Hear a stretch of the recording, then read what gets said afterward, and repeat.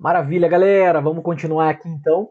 Estamos no artigo 194 da Constituição Federal, né, na parte de Seguridade Social. Estamos tratando os princípios dela, da Seguridade Social. Já tratamos 5, estamos aqui nos 2 últimos. Vamos para o princípio objetivo ou diretriz da Seguridade Social, o 6º trazido pela Constituição Federal em seu artigo 194. Legal? Então bora lá, galera, olha só. Tá na tela já para vocês, maravilha. Então olha lá, inclusive este dispositivo, galera, conforme eu falei para vocês, nós temos uma emenda constitucional recente, né, de 2019, que é a emenda constitucional 103, então a Constituição Federal tem que estar sempre atualizada. Na verdade, nós já estamos muito à frente desta emenda constitucional, mas em se tratando da parte previdenciária, esta inclusive foi a chamada reforma, a última, né, reforma previdenciária que nós tivemos, ok? Então, esse já é o primeiro dispositivo aqui nesta parte da Seguridade Social que foi alterado pela reforma constitucional, pela emenda constitucional 103, legal? Então, vamos dar uma olhada aí, né, como que ele ficou agora com essa nova roupagem aqui através da emenda constitucional. Diversidade da base de financiamento. Esse já era o princípio que existia, galera. Tudo bem? Para quem já estudou essa parte previdenciária aqui na Constituição Federal, este princípio já era o princípio que existia, essa diversidade da base de financiamento. O que foi incluído pela emenda constitucional é o que veremos a seguir. Mas antes mesmo de vermos a continuidade, galera, a ideia deste princípio da diversidade da base de financiamento é você entender que a Seguridade, como é formada pelo conjunto integrado da saúde, da previdência e da assistência, as quais estudaremos ainda à frente, vocês percebam que são assuntos de grande relevância no âmbito público, na prestação de políticas públicas perante a sociedade, tudo bem? E por este motivo, galera, é que não pode o orçamento da Seguridade Social, aquilo que é destinado a financiar as ações no âmbito da Seguridade Social em relação às suas prestações, tanto quanto em relação a benefícios, quanto em relação a serviços, ele não pode vir de poucas fontes. Por isso que esse princípio vem e te dá a ideia da diversidade da base de financiamento. E nós estudaremos. Logo após concluirmos aqui o artigo 194, onde a gente está tratando dos princípios, a gente vai para o artigo 195, são os dois princípios muito explorados em provas de concurso público. No artigo 195 nós veremos como é a forma direta e como é a forma indireta de financiarmos a Seguridade Social, tudo bem? Ainda nós temos, pessoal, na legislação infraconstitucional, na Lei 8.212, que é o regulamento da Seguridade Social, ele vai tratar de custeio, como que o dinheiro entra na Seguridade Social. Lá ainda nós temos outras fontes de receitas que financiarão a Seguridade Social. Então, além dessas condicionais que nós veremos no artigo 195, a forma direta e a forma indireta, e as 6 contribuições sociais constantes da forma direta, a gente vai entender quando chegarmos lá, ainda teremos outras fontes de receitas trazidas dentro da legislação infraconstitucional, que a própria Constituição Federal permite. Nós chegaremos em dispositivos aqui que ela vai dizer que há a possibilidade de uma expansão das fontes de recursos aqui para o financiamento da Seguridade Social, tudo bem? Então a ideia é essa, galera, diversidade da base de financiamento. O orçamento para a Seguridade Social deve vir de diversas fontes, legal? Então, diversidade da base de financiamento, identificando-se, é agora o que veio de novo, identificando-se em rúbricas contábeis específicas para cada área as receitas e as despesas vinculadas a ações de saúde, previdência e assistência social, preservando o caráter contributivo da previdência social. Galera, olha só. Então, aqui esta complementação veio dizer que a contabilidade em relação às receitas e às despesas na área da Seguridade Social, ela deve agora, na verdade, serem específicas em cada área. E as áreas nós já conhecemos: saúde, previdência e assistência social, ok? Galera, porque ele está dizendo o seguinte: eu preciso saber agora, eu não posso simplesmente ter um orçamento da Seguridade Social em que as receitas vão caindo lá nesse orçamento. Nós já veremos logo na sequência aqui no artigo 195 a sistemática aqui do financiamento. Então, nós não podemos ter algo que acontecia antes, que era meio que descontrolado, que todas as receitas entravam na Seguridade e depois as despesas saíam dela para essas 3 áreas, só que nós não tínhamos um controle. Mas espera aí, de o quanto está entrando especificamente para a saúde, né? O quanto está saindo para a saúde. O que será que está tendo um desequilíbrio dentro da Seguridade Social? Em qual das três áreas? Então, esta inclusão por conta da emenda constitucional é para que a gente tenha, na verdade, uma clareza em relação a tudo que entra na Seguridade Social e tudo que sai especificamente em cada uma das suas áreas, na saúde, na previdência e na assistência. Tudo bem? E no final aqui, ele trouxe até um conceito que nós trataremos isso lá no artigo 201, quando chegarmos lá na parte da Previdência Social, que preservado o caráter contributivo da Previdência Social. Porque nós veremos, galera, aqui, dessas três espécies da Seguridade, saúde, previdência e assistência, somente a Previdência é que vai exigir que haja contribuição para que tenhamos direitos às prestações, aos benefícios e serviços no âmbito dela. Já no caso da saúde e no caso da assistência social, nós veremos que não. Aí eles não são contributivos, mas calma que nós chegaremos no momento certo para tratarmos disso, para você entender que quando ele fala dessa contribuição, é especificamente contribuição social, tudo bem? Porque, logicamente, galera, que através de tributos em geral, nós financiamos sim, nós pagamos sim pelos serviços que são prestados tanto no âmbito da saúde quanto no âmbito da assistência. Mas aqui, galera, na parte do regime geral de previdência social, ele está preocupado com contribuições sociais e não com os tributos em geral. Ele está preocupado com uma das espécies de tributo que são as contribuições. Tudo bem? Então, este é o sexto princípio da Seguridade Social. Lembrem-se, estamos tratando ainda do gênero. Diversidade da base de financiamento. E entendemos o que é isso, identificando-se em rubricas contábeis específicas para cada área as entradas e as saídas, as receitas e as despesas, vinculadas a ações de saúde, previdência e assistência social, preservando o caráter contributivo da previdência, que nós veremos à frente ainda, vamos detalhar cada uma das espécies aqui, ok? Então tá aí para vocês o inciso sexto princípio objetivo ou diretriz. A prova cobra indiscriminadamente, já tratamos disso em relação à Seguridade Social, legal? Maravilha, galera. Seguindo, o último princípio aqui a ser tratado pela Seguridade Social na Constituição Federal, esse artigo 194. Caráter democrático e descentralizado da administração mediante gestão quadripartite. Galera, se é uma gestão quadripartite, ele já nos dá a ideia que é de 4 partes. E o próprio inciso vai nos dizer quem que compõe essas 4 partes aqui nessa gestão. Ok? Com participação dos trabalhadores, dos empregadores, dos aposentados e, lógico, não pode faltar, do governo. Ok? Então tá aqui a gestão quadripartite. 1. Trabalhadores. 2. Empregadores. 3. Aposentados. E 4. O governo. Ok? Galera, são partes aqui, na verdade, que têm um interesse direto com o assunto de seguridade social. Ok? Trabalhadores, empregadores, aposentados e o governo. Então, eles é que formarão essa gestão quadripartite. Porque a Seguridade Social ela tem que ter um caráter democrático, ou seja, eu vou compartilhar as decisões com a sociedade. Nós já tínhamos visto isso no início, no caput do artigo 194, ok? Então a sociedade sempre a gente vai encontrar ela com um papel muito importante aqui dentro da Seguridade Social. Inclusive nós veremos ela sendo falada também no âmbito da saúde, especificamente das espécies, né? Na saúde, na previdência e na assistência, legal? Então aqui, galera, o caráter democrático é isso. Eu preciso trazer a sociedade para que ela também tome decisões ao lado do governo. Isso é democracia.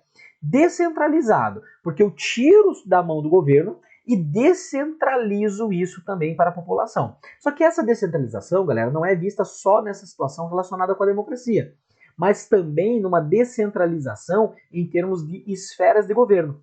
Então, começa no âmbito da União as políticas voltadas, e até mesmo a parte orçamentária, nós estudaremos isso a partir do artigo 195, começa isso a ser tratado no âmbito da União e é repassado para os 26 estados mais Distrito Federal e depois repassado também para os mais de 5.500 municípios, ok? Isso, então, é o caráter democrático e descentralizado da administração, mediante a gestão quadripartite, de 4 partes, trabalhadores, empregadores, aposentados e o governo, nos órgãos colegiados.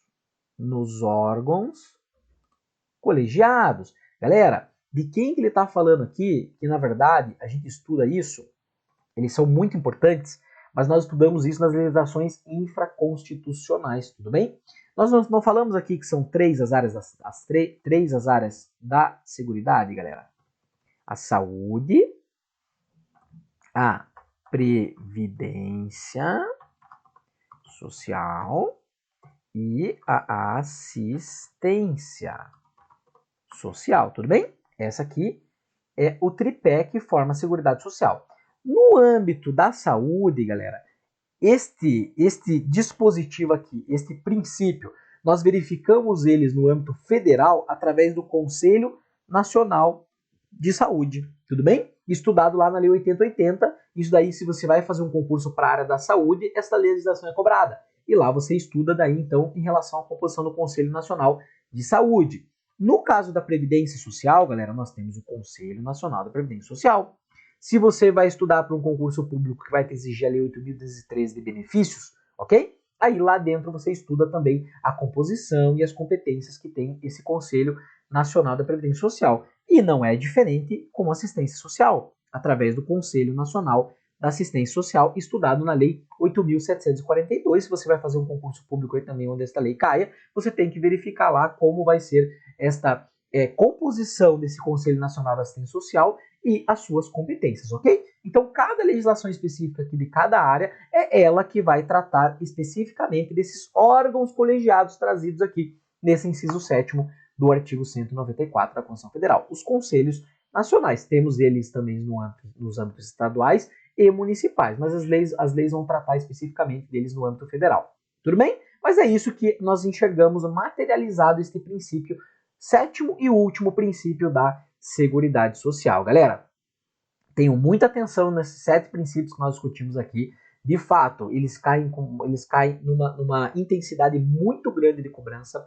Não basta somente você saber que o princípio está aqui, na sua literalidade, mas perceberam que a gente comentou o envolto de cada um dos princípios, porque o examinador gosta muito de explorar a aplicabilidade em casos concretos em relação a cada um dos princípios aqui. Ok? Tudo bem?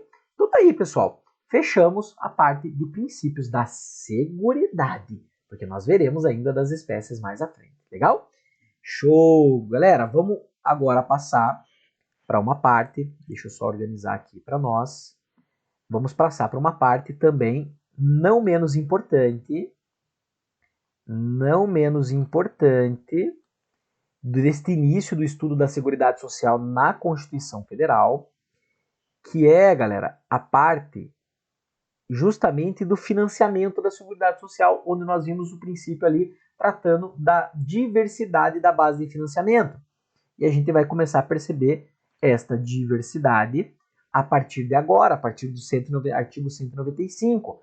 Então esses 2 primeiros artigos aqui, galera, são cobrados realmente com muita força nas provas de direito constitucional, que trazem essa parte de Seguridade Social, nas provas em que temos direito previdenciário, porque aqui é a base do direito previdenciário para a legislação infraconstitucional. Legal? Então vamos nos debruçarmos aqui em cima do artigo 195 da Constituição Federal. Bora lá? Vem comigo. A Seguridade Social será financiada, então perceba que aqui ele vai se preocupar com o financiamento da Seguridade Social, por toda a sociedade. Galera, toda a sociedade. Tudo bem? É toda a sociedade mesmo? É toda a sociedade mesmo. Porque mesmo que de uma forma indireta que nós veremos aqui, galera, quando você compra, adquire qualquer coisa, vamos até colocar numa situação, infelizmente, né? Quando a gente vê essas pessoas, moradoras de rua, por exemplo, né? Elas eventualmente vêm a financiar a Seguridade Social? Sim, sim. Porque no momento em que ela vai lá e compra um alimento para que ela possa se manter, ali ela está pagando uma carga tributária sobre aquele alimento também. E esta carga tributária, nós veremos aqui agora, ela vai ser direcionada também para a Seguridade Social, ok? Então é toda a sociedade mesmo, galera, tudo bem? De forma direta e indireta. Isso aqui o examinador adora brincar na prova. Então cuidado. Então temos a forma direta e a forma indireta de financiarmos a Seguridade Social. Já vamos entender. Nos termos da lei, mediante recursos provenientes dos orçamentos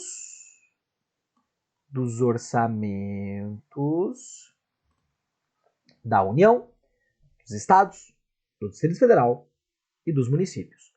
E das seguintes contribuições sociais. Galera, aqui é que nós já fazemos a diferenciação, tudo bem?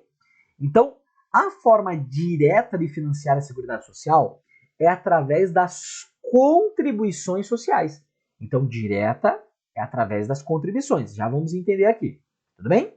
Já a forma indireta, galera, acontece através dos orçamentos de todos os entes federados. União, Estado, Distrito Federal e municípios, para financiar a Seguridade.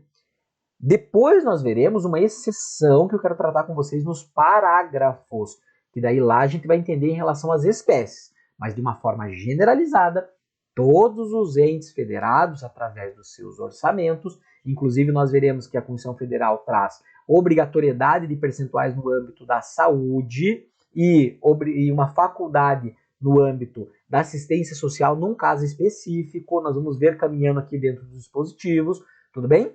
Então vejam que os entes federados, de forma indireta, financiam a Seguridade Social, através dos orçamentos. Por quê, galera? Como que funciona? Vamos entender isso aqui. Olha só.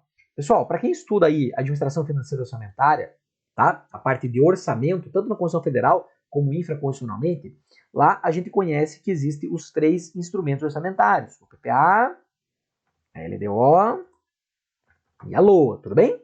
O Plano Plurianual, a Lei de Diretriz Orçamentária e a Lei Orçamentária Anual. Nós temos o PPA com uma duração de 4 anos, nós temos a LDO com uma duração de aproximadamente 1 ano e meio, e nós temos a LOA com uma duração de 1 ano, tudo bem? Então essas são as durações desses instrumentos orçamentários constantes aqui. Galera, o PPA, então, de 4 anos, ele vai abranger dentro dele leis de diretrizes orçamentárias anuais. Só que como elas são aprovadas no primeiro semestre, por isso que ela tem um prazo de validade de 1 ano e meio, porque ela vai direcionar o que a LOA deve ser discutida para o ano seguinte. Então ela tem a validade no segundo semestre e durante todo o próximo ano, por isso que é 1 ano e meio. E a LOA ela vai decorrer também da lei de diretriz orçamentária. Então a LOA não pode contrariar a LDO não pode contrariar o PPA não pode contrariar as legislações que tratam da parte de finanças públicas e de orçamento, e assim por diante as legislações também não podem contrariar o que a Constituição Federal traz sobre o assunto orçamento público, ok? Então há uma certa hierarquia aqui. Na lei orçamentária anual, galera, que seria o último instrumento orçamentário a ser aplicado, para que efetivamente as políticas públicas possam ser acontecerem, ok? Nós vermos de fato as políticas públicas na prática, tudo bem?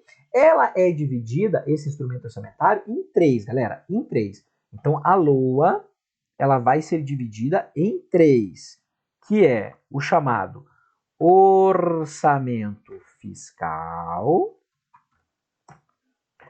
o orçamento de investimentos e, por fim, olha só aqui, o da Seguridade Social. Sim, olha a importância da Seguridade Social, galera. Ela, dentro da LOA, ela tem uma divisão que é somente dela, da Seguridade Social. Tudo bem até aqui? Legal? Galera, a ideia é que vocês entendam como que a forma é indireta através dos orçamentos. E por que eu falei para vocês, quando lá aquele morador de rua vai lá e compra um alimento para ele, ali ele está também financiando de forma indireta a Seguridade Social, legal? A ideia não é estudarmos aqui a parte orçamentária, é para que você realmente tenha um contexto. E em algumas questões de prova ele até acaba relacionando isso daqui, tudo bem?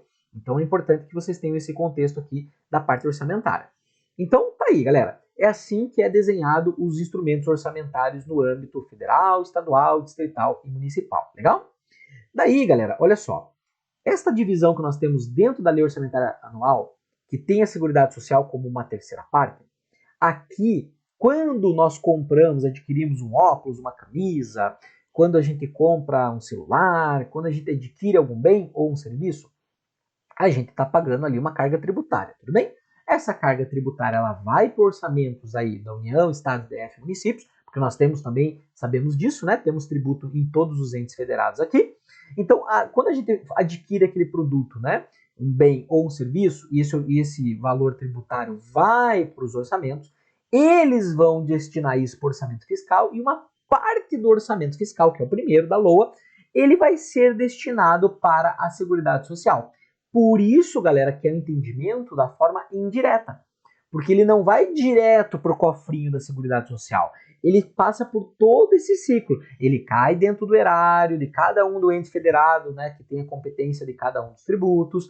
Depois, eles destinam isso dentro do orçamento fiscal. E uma parte do orçamento fiscal é desvinculado e enviado para o orçamento da Seguridade Social. Entenderam por que é chamado de forma indireta, galera? E você não pode confundir na prova. O examinador ele tenta trocar aqui, mas é muito simples de entender. Legal? Tá, a forma indireta a gente entendeu.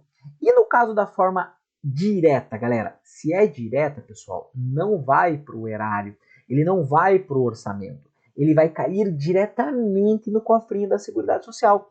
E o que é que cai diretamente no cofrinho da Seguridade Social? As contribuições sociais. As 6 que nós estudaremos aqui no artigo 195. Tudo bem? Então, entender o que é a forma direta, que são as contribuições sociais, e a forma indireta, que são os orçamentos de todos os entes federados, é só pensar na semântica do termo, indireto, porque primeiro passa por um ciclo para daí cair no cofrinho da Seguridade.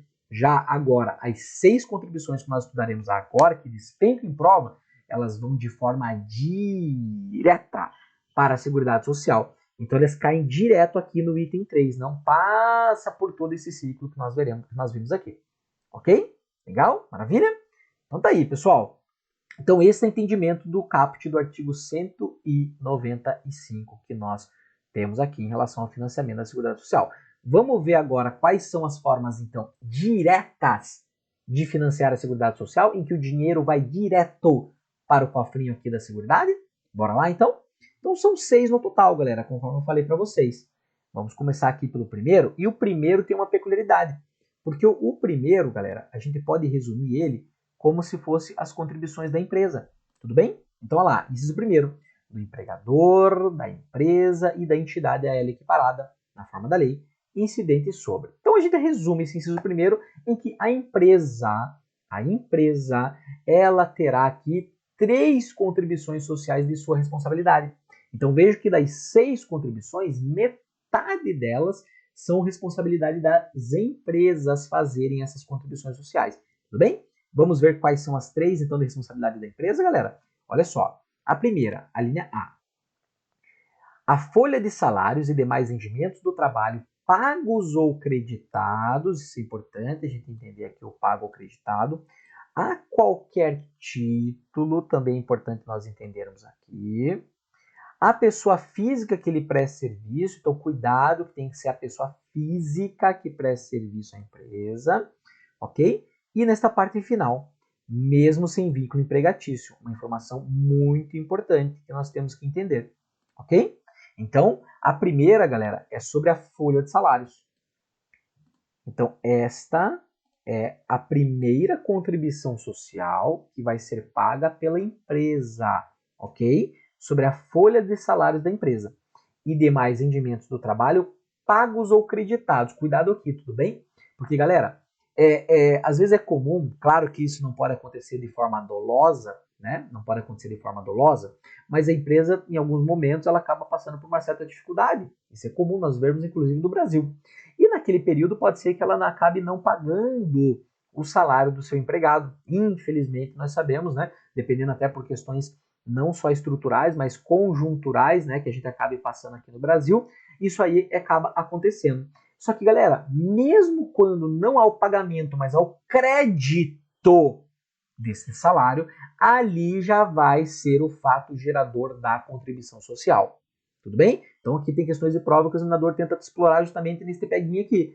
Então, ele não fez o pagamento ainda para o empregado, então significa que ele não vai ter a responsabilidade de pagar com a contribuição social somente lá quando ele eventualmente vier a fazer o pagamento?